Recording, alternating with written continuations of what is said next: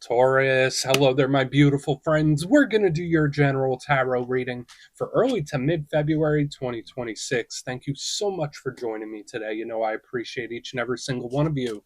So let's get right down to business, as always, and start you off with an oracle card here, just so we could dip our toes in the energy and see what's happening for the lovely Taurus collective. I hope you're all doing fabulous and fantastic, my friends. Let's get it going here.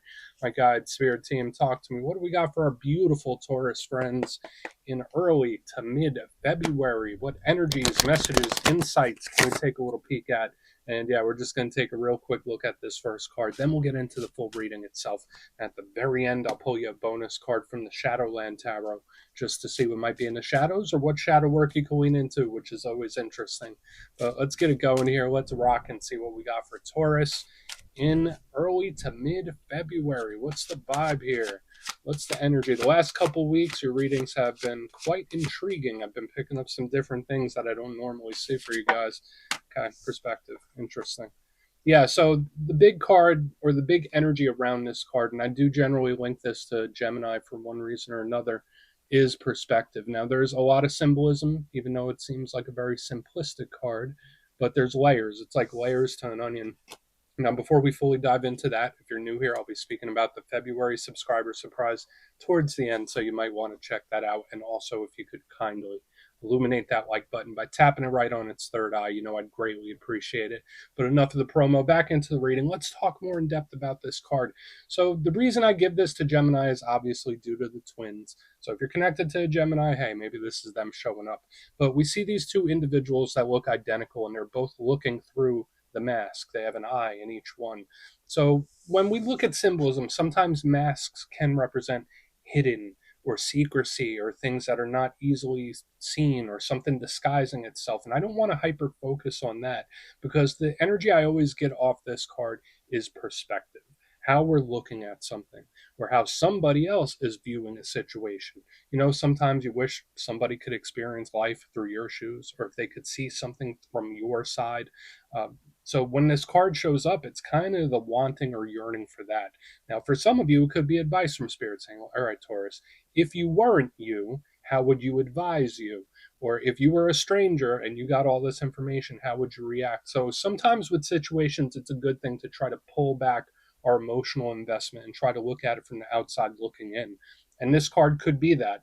Now, if we put all that to the side, this is also a card of empathy to me. So maybe some of you wish someone could feel the things you feel, or maybe Spirit wants you to put yourself in someone else's shoes. So we're just going to let them chill right there. Let's see what's in. Let's see what tarot has. And yeah, I always say that first card doesn't make or break the reading. It's just a little footnote. So let's get you 3 tarot cards in the upright. Then we'll get into that intuitive juiciness. Shuffle it up one time here for Taurus. And while we get this deck shuffled up and ready to go, let's talk about last week's reading. So the energy was much more stern than I'm usually used to seeing for Taurus. The reading was titled It's Game Over, and it felt like there wasn't a lot of patience showing up. And again, no judgment here, but for a lot of Tauruses, maybe your patience with a situation, an individual, could have been running thin or could be running thin. But it was kind of like stern in a way where it's like, I'm not messing around. I'm not playing games. So again, whether that was an energy coming from you or somebody else, just know it could bleed over for a couple weeks. But we're going to see what shows up this week. As you know, energy is very fluid, never set in stone. So only take this how it hits for you, because we could be seeing your vibe or somebody else's, right? Let's get it going here. What do we got? Yeah, it was definitely like, I'm not messing around. I'm not playing. Like, definitely a game over vibe last week. Okay, 3 wands. Big manifesting. Observational. It's like I'm observing. I'm just going to get that tucked in there. Normally, I like to start with an action card, and this, although the element is action-oriented, it's like, what's this energy waiting and seeing? It's like, let's wait and see. Let's wait. There's like somebody in a waiting position. Let's get a couple more. Okay. A lot of manifesting energy here for you this week. So we got the 7 of Cups in position number 2. Okay. I don't dislike it. There could be something that's about to approach. 8 of Cups. All right. So totally opposite. All right, so the Eight of Cups right here on the back end. Elementally, the energy does seem to work pretty well for Taurus, but let's go through. I'll give you some of the classical meanings and archetypes, and we'll get into that juicy, intuitive stuff. But at first glance, I always like to look at the elements first. It highlights the areas of life that could be extra important or how the energy flows. And luckily, it doesn't feel too clunked up. We have a mixture of water and fire. Now, when it comes to water, that's actually a very good element for a Taurus reading since Taurus is earth. Earth and water usually mix together very well. And with the cups, I always say this is the emotional realm, the emotional landscape. So it could represent people or things or situations that we care deeply for. It could just represent your emotional levels in general. So maybe some of you are feeling things a bit deeper than you normally are when there's a lot of cups. It's also great for creativity, like imagination, daydreaming. It's very artistic and creative. So whether you're taking creative approaches or spirit wants you to get your creative juices flowing, that's always a good thing. But the downside to water is that sometimes it can either be too intense or it's always ebbing and flowing. It's always up and down and back and forth. It's not the most predictable. Then we have fire right here. Fire is the realm of action. So the actions you take, the actions you want to take, actions other people take, or even ones that they don't. Um, it's your inner passion, your motivation, your drive, your desire. It's that inner burn within us. It could also speak about energy levels, vitality. So make sure you're watching after your physical well being when this energy shows up. But the downside to fire, yeah, sometimes it could be unpredictable. Sometimes it could be a little volatile.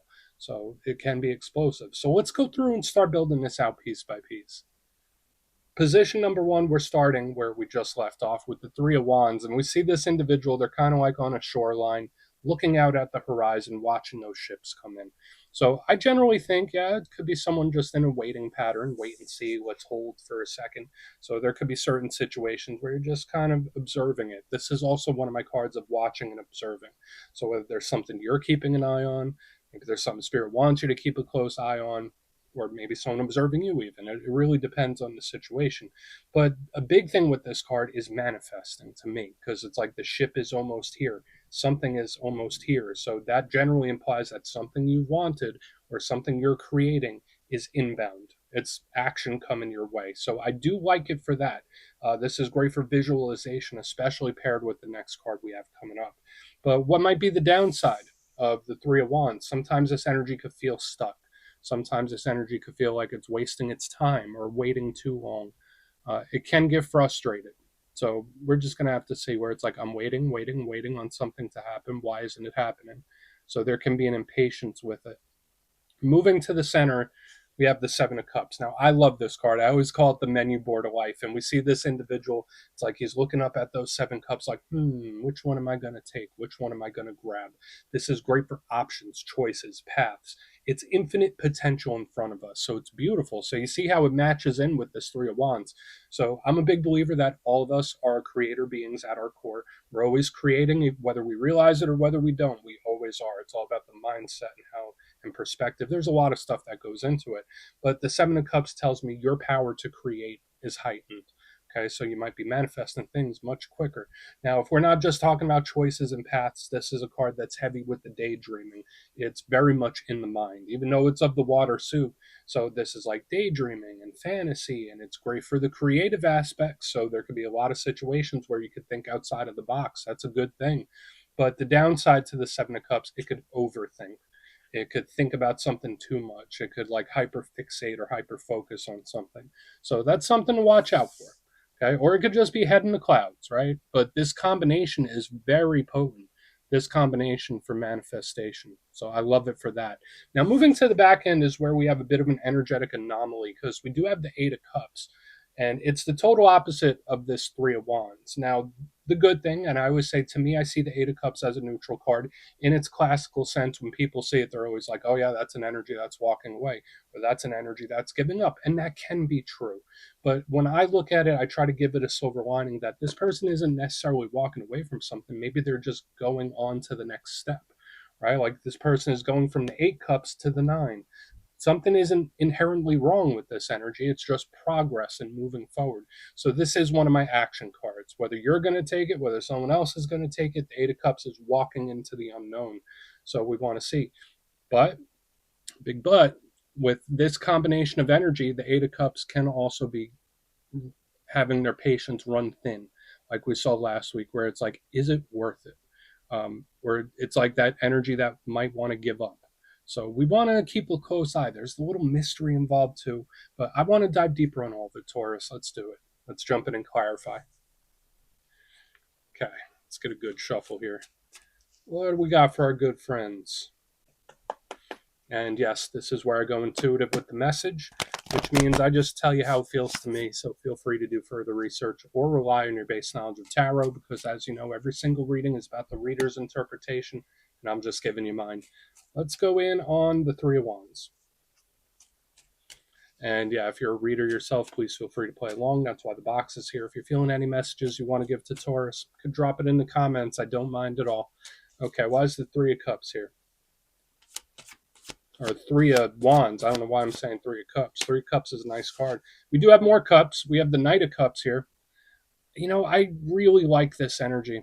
I do. Because on the front, to me, it's like, yeah, no, there's nothing I got to do now, but wait. It's like giving me that kind of energy where it's like, it's already on its way. Like, here it comes. Like, there is this energy where it's like already inbound. So, again, there could be a big manifestation or person, individual situation where it's like, it's coming to me, like, which I think is good. There's a certain magnetism, and I was picking that up in the Aquarius reading this week in particular. It seems like Taurus has that little magnetism going as well, so I think that's nice. Um, the Knight of Cups could be a water sign. So if you're connected to Cancer, Pisces, Scorpio, when I see like this combination, it's like, yeah, just you got to wait and let it do what it's going to do. So there could be a situation, whether it's work or personal relationships, where spirit might be advising that you kind of just let something work out what it needs to work out, or you just let something take its natural process. That's kind of how this feels. Now, the Knight of Cups could also be a conversation, a talk of some kind, or a message that's been showing up heavily in the Earth sign readings this week. So could we be seeing some sort of talk or message? Possibly. But I want to look into it further. The main thing to me is like either there's something coming, like here it comes, here they come type of energy, where it's like you don't have to do anything, just be open to receiving, or just let the energy do what it needs to do. Just let it flow and process and just experience what it needs to experience. That's like the main energy here. So let's keep going. Good. Honestly, they're good cards, right? But let's see what the Seven of Cups has. Now, I really want to get over to that eight, because it's like, all right, well, let's see. Not a penny. This, am I doing the right thing? Watch out for overwhelm. That's another thing. Like, there's this questioning, like, am I doing the right thing now? Like, all right, yeah, I'll give it some time, but is that the right way to approach this? The Knight of Pentacles is one of your power cards. And the fact that it's in reverse underneath the Seven of Cups, this can absolutely represent overthinking or overcomplicating something in the mind. So, again, no judgment here, and I'm not trying to call anyone out. This could also be one of my alignments that's similar to the Nine of Swords, where it could represent anxiety, nervousness. So I'm not sure if you're on edge, or if there's someone stressing about you, or there's just something here tied in where it's like, I'm worried, I'm thinking about it, I can't stop thinking about it. Like, that's the big vibe I'm picking up here, especially with the Knight of Pentacles in reverse, where it's like, okay, well, sounds easy to just let it do what it's going to do, but practically it's like I can't stop thinking about it. Like, that's the big thing I'm picking up here. So I don't think it's necessarily a bad thing, but the energy does feel wound tight. It does feel wound tight. Little tip for manifesting, for those of you that are purposely manifesting. Super important to just really truly identify your end goal result. All right. So, because that's kind of how this feels. It's like, I don't know what to create, or it's like, I'm I'm looking at the middle. To me, there's something about fine tuning. Of course, we can manifest multiple things at once, but there's one thing here where it's like focus on one, focus on one. I don't know why that's coming through, but we're just going to keep going. So whether it's one manifestation at a time, or just focus on one thing, especially if like your mind is a little overwhelmed, because that's another thing. It's like I'm feeling overwhelmed with this energy in the center. Maybe you just have a lot on your plate, right? It could be that. Let's see what's up with the Eight of Cups. Nothing wrong with that, my friends. It's human. But why is the Eight of Cups here? Okay. And this is kind of what we want to avoid on the back end, honestly. So we have the King of Pentacles in reverse underneath this Eight of Cups. This is a flight response. This is an energy that uh, it just it's reactionary, right? Like, you know how sometimes where something happens or somebody says something and we take the information and we sit on it for a second and then we think before we act. This is the total opposite right here, like this. And I picked this up in some other signs this week where the energy feels very reactionary, or it just feels like it doesn't think things through, or it just acts before it thinks. And I think that is a product with how the energy builds up, especially here from the second, where it's like I'm getting overwhelmed, there's a lot on my mind, I don't know what to do, screw it, I'm just going to do something and then do anything. It's an energy that might get frustrated to a point where it just acts out, if that makes sense. Now, again, it doesn't have to be you, it could be someone else. But the energy gets frustrated to the point where it just acts out and says, screw it, I'm going to do this. I'm going to do what I want. Um, King of Pentacles is usually very good. Another one of your power cards in the upright, stable, solid. It could be great for blessings and abundance, especially monetary things. So when I see it in reverse, that's upheaval. That's an energy where it's like, screw it. I'm just going to do something. I don't know what I'm going to do, but I need to do something. And so it's like throwing caution to the wind. So I do see action here on the back end, but it does feel a little risky to me because it's like I'm doing something without fully thinking it through. And that's not the usual Taurus energy I'm used to. I mean, you could correct me if I'm wrong. I know everyone can be spontaneous, but normally when it comes to Taurus energy, it's calm. At least in my experience, it's like a little more calm. It's a little thoughtful, and they think before they act. Like this energy is doing the total opposite. So again, it could be somebody else. I'm not saying it's you, but it's more so just a reaction. But let's go through and do a quick recap. Could be due to this tension in the center. But let's go through and do a quick recap, then we'll get into the shadow. So we have an intriguing mixture of stuff here because I do see a lot of energetic potential, infinite potential, great energy around manifesting, especially if you fine tune it, and maybe focus mostly on one main thing, at least at this time. But if you kindly look in the box, position number one, we got the Three of Wands with the King of Cups. This could be an advice for some of you where it's like, all right, well, it's already coming. It's already on its way. Just let it do what it needs to do. So there could be a situation, a person, whatever it might be, where it's like just trust the process. Let the energy unfold how it needs to unfold. That's the main thing I'm picking up here. Um, in the center it is where it starts to get a little complicated because yeah, things are easier said than done, right? And this can be a talk or a conversation. But I have the Seven of Cups with the Knight of Pentacles in reverse, and it feels very Nine of Swords like, where it's like I'm stressed, I'm anxious, nervous, I'm on edge. Watch out for mental overwhelm. If your head is in a lot of different places or you got a lot of things on your plate, just make sure you're not getting overwhelmed. That's like the main thing I'm picking up here. Either that or maybe someone's stressing about you. That could be very possible. But when we get to the back end, I feel like this is the energy that we might want to avoid because this is like a reaction where it's like very spontaneous. It doesn't think things through. We have the Eight of Cups with the King of Pentacles in reverse where it's like, screw it, I'm just going to do what I want, or screw it, I'm just going to do this. It's like throwing its hands up, which again, there's a time and a place for that. I'm not judging or saying that's a bad thing, but I feel like it's a reaction to all of this where the energy builds up, builds up, builds up. It's very tense and anxious, and then boom, it just there's action, but it's not thought through. So please take a screenshot if you want to look into it further. Let's see what's in the shadows. Okay, let's get a good shuffle here. And yeah, I always like to pull one shadow card at the very end just to see whether it's something within you or something you don't quite see. Shadow cards don't always have to be a challenge. They could be a good thing too. So let's get you one. And yeah, if you made it to this point in the reading, please feel free to check out channel memberships. I'll put a link for it in the comments below. It's a beautiful way to support the channel, and I have much love for all my channel members. Okay, let's get this shadow card going. What do we got? Thank you.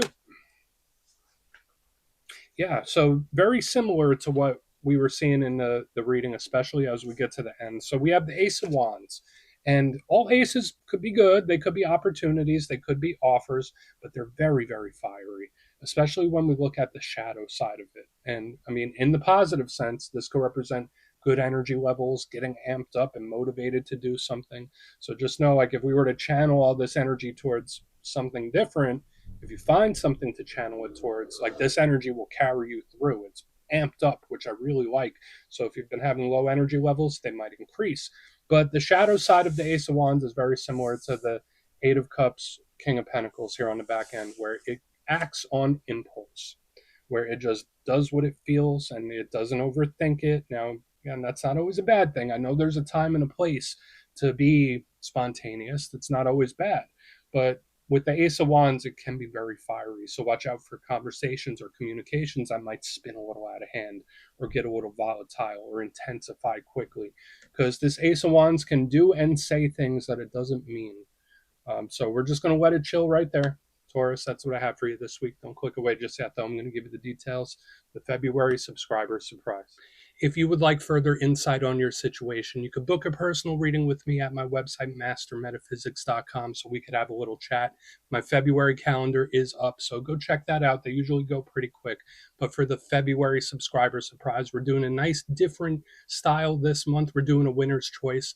So the winners, which will be 3, will have their choice of the Tarot of the Owls, the Gilded Tarot Royale, or a handmade crystal pendant from my shop, mastermetaphysics.com, once again. So if you'd like to get your name in for this, it's 2 simple things. As always, my friends, first, you must be subscribed. And second, let me know down in the comments, out of all the cards we saw in this week's reading, which one caught your attention the most, whether it really inspired you or hit you right in your feelings. Anyone that stood out to you, and you'll be entered to win. And at the end of the month, the winners will be announced in my community tab. As always, my friends, much love, and I'll see you soon.